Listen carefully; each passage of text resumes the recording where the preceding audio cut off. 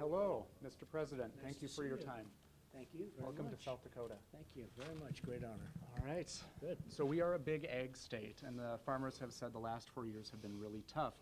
And this tariff war isn't helping many things Yeah. from what they've told us. What can you do to make sure that farmers can keep farming so they can feed the world?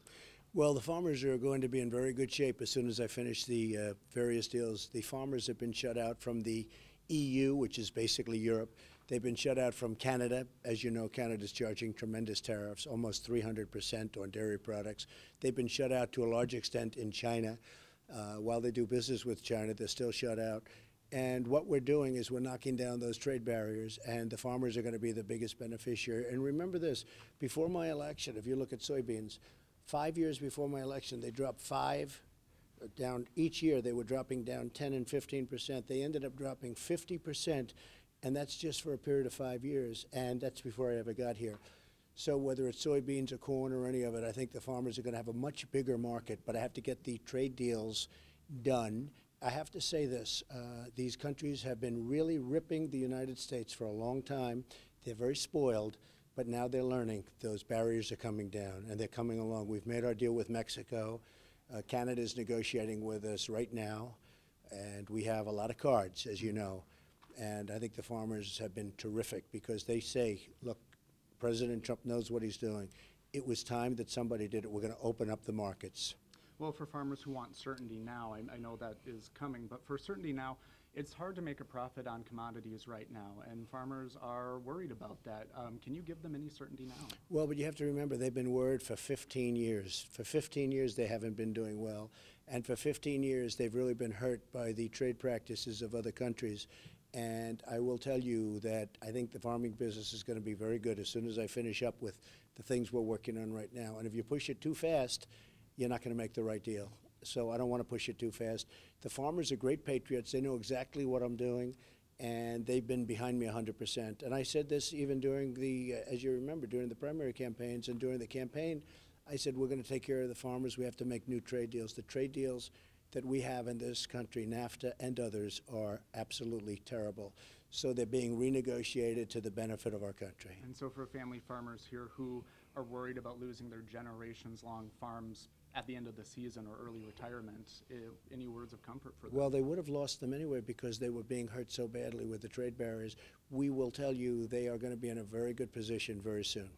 And I want to talk about jobs. You have been touting low unemployment numbers in the country, and you say they're good. They've been good here in South Dakota for quite some time. Our problem is we need workers to fill those jobs. So how do we get those workers What here? we're going to do is, and you have that problem, and so do a lot of, because we're at 3.9%, even 3.8% unemployment, which is great in most respects. But for businesses, a lot of people are going to be coming in through a merit system of immigration, which we're working on.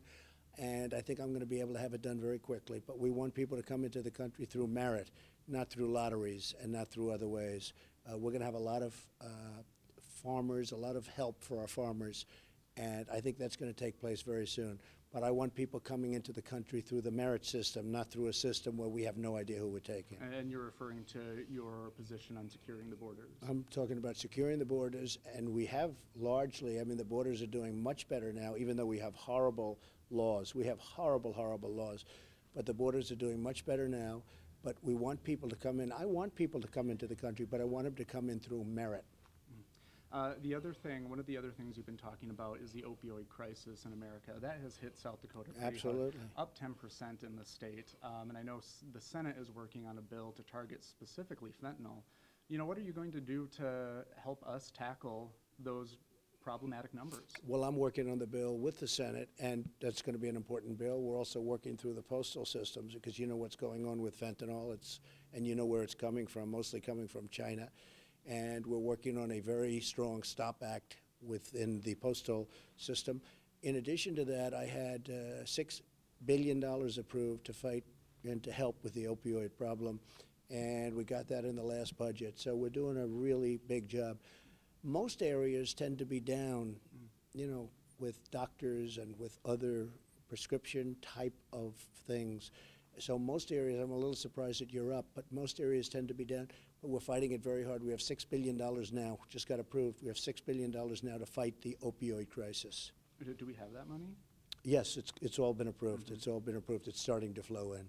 And I want to talk about your visit here today. Why was it important for you to come here to support Kristi Noem? I think she's a terrific leader. She's been a terrific congresswoman. She's done a great job. She's been very supportive of me.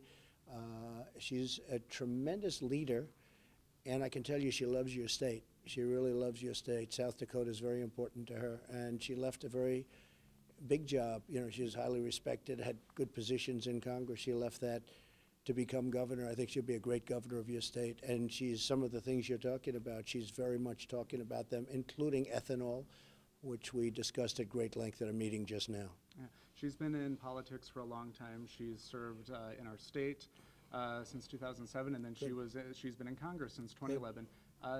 Why is she not part of the swamp then? No, actually, she's very much of a rebel within Congress. I mean, she was somebody that would oftentimes go against Congress, and I think that's why she probably did so well in terms of her primary election. She's very much of, and I use the term very affectionately in a sense, she was very much of a rebel. She wanted things to change in Congress, and she helped. She was terrific. She was a highly respected congresswoman, and a lot of people are going to miss her. My last thing, you know, in his speech today, former President Obama mentioned you. He talked about the powerful, this is a quote, the powerful and the privileged who want to keep us divided and angry. He mentioned you by name. He says you are not the cause but a symptom. What's your response to that? Well, I think we've done a great job. On the economy, we've done great. Our military is now being rebuilt. It was in shambles after 8 years of President Obama. The military was absolutely in shambles. A lot of bad decisions were made, and they weren't renewing, and we have done a tremendous job with the military, including the vets, where we have choice, where we have so many other things that we got approved that he was unable to get approved. But now we have veterans' choice, we have veterans' accountability. I think that we are probably less divided than we were when he was president. If you look at the divisions now, a lot of them are artificial. A lot of them are put up by people running for president in 2 years, and I think we probably are a lot less divided. But I can tell you this, our country's doing much better. I mean, if you look at the economy, you look at all of the numbers, 4.2%, you look at the GDP numbers, which I think are going to go substantially higher. We have tremendous potential in this country, and I think he sees what we're doing, and I think he's probably saying, wow, I wish I could have done that. Yeah. When we have people who are talking about racism and Nazi sympathizing, do you feel pressure to say, don't do that? Sure, I always would say that. But if you look at President Obama, look at what took place during his presidency. It was actually terrible. So I think we've come a long way. Thank you very much. Thank you so much for your time. Take care of yourself. Thank you. Thank you. Thank you. Thank you, man.